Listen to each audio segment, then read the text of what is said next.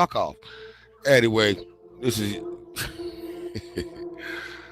welcome to my channel. This is another installment of Living That Rich Life. I'm over here at BBX Designs with my nephew DJ Miz. What's good? What's good? So you know we like that good shit. How many boats you got from over here? Shoot, I only got one. I'm gonna keep it 100. Oh, she got 13. She got 13. We just bought the queen.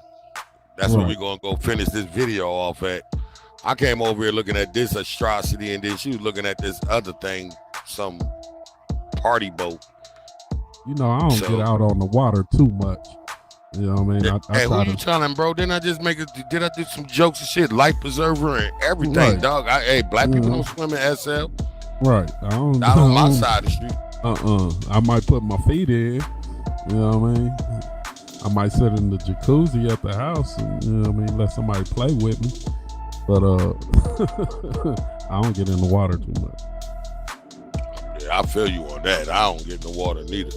I don't even play in the pool. Hey, I don't got no. I get in is when I'm washing off that stuff. Cub system.